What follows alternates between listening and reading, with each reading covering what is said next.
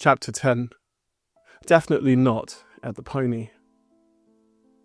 They'd been relaxing in the back garden for around an hour before Andy had decided to push things along a bit more by offering some shots. Fortunately, he was classy, so offered mezcal imported directly from Mexico. This was not an ordinary hookup, he thought to himself. Best to stay classy and relaxed. That was the best tactic to win him over. By this point, Freddy had made his mind up. Andy was a catch. He was an absolute babe. It was the only word that came to mind to describe him. He was incredibly cultured, a total catch, and hadn't tried to make a move on him yet.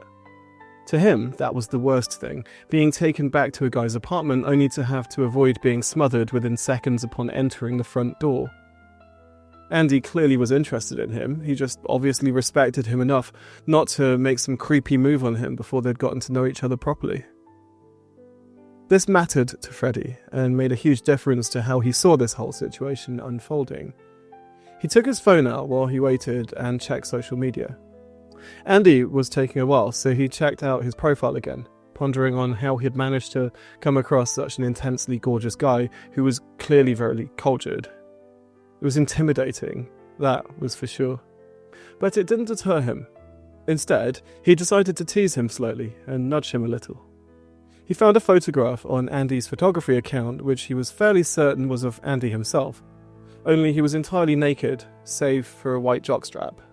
It wasn't that raunchy, but it was enough for Freddy to be able to tease him with. He sent it directly to Andy via a direct message and waited to see whether he had noticed. He included a small wink emoticon just to show he was teasing. As he reclined back, he couldn't help but reach down into his shorts and rearrange his junk to make it more comfortable. It was hot, so he decided to move things around a bit. He reached into his linen shorts with his left hand and felt his flaccid, slightly sweaty cock. It was slightly chubby, as he'd gotten a little aroused as he browsed some of Andy's erotic photography moments before. Then he decided to up the ante properly and took a quick snap of his very obvious bulge through the linen shorts. He leant back even more and spread his legs apart slightly, then rearranged his package so that his bulge was more obvious. He made sure that his cock was showing through and that there was an obvious penis line visible. It wasn't the best shot, but regardless of how hard he could try, it probably wouldn't ever be good enough for an award-winning photographer such as Andy. It actually looked pretty good, especially as you could quite clearly see his bulge through the shorts. Linen was good for that. And it showed off his quads pretty nicely. He applied a monochrome filter and hit send. He was fairly proud of his quick handiwork, albeit perhaps crude. They had seen each other naked though at the boat club, so there was that. He downed another glass of verve and took a deep breath. Where was this evening heading? That was the question. He did have some invitations to go out to a new cocktail bar and games lounge in Dalston, but decided he really wasn't up for that. The journey was far too long, and Dalston was just, well, it was Dalston. No number of French-owned absinthe bars and American diners could make it trendy again. It lost its allure years ago, just after it became popular, subsequently becoming less popular once everyone realised how far away and inaccessible it was from anything else. Old haunts die hard, he pondered to himself. While Fulham and Chelsea weren't that trendy, they were at least timeless and classy, as well as being easy to get to. West is indeed best, he confirmed to himself. He was getting a little cold, so he draped a blue cotton cashmere sweater over his shoulders.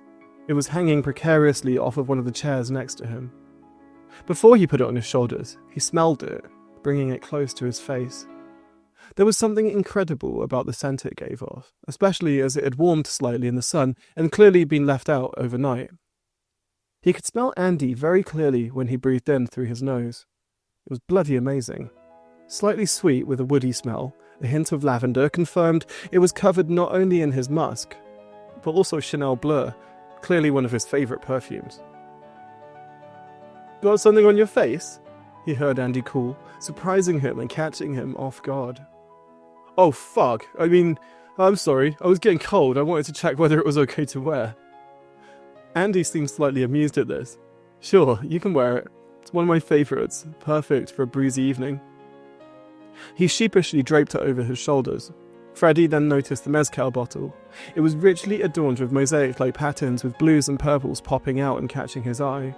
It was stunning and meant he was in for a treat. Most of the times people said that they have mezcal, they probably actually meant to say that they have an older tequila or some tourist trap stuff they'd panic bought at the airport as they were too hungover to bother to visit a legitimate mezcal producer. This was something else entirely. Well, this looks special. Honestly, you don't need to open it, Andy. I'm good with a bit more champagne, or I could order some wine through Uber Eats. It was in the freezer for a reason. My ex hated the stuff anyway. Alright, sure, I'll drink it. Her loss. The two little cups matched the bottle, apart from being decorated with gold enamelling in addition to the blue hues and purple accents that the bottle had. They were chilled too, which showed he definitely knew his stuff. The taste was fantastic.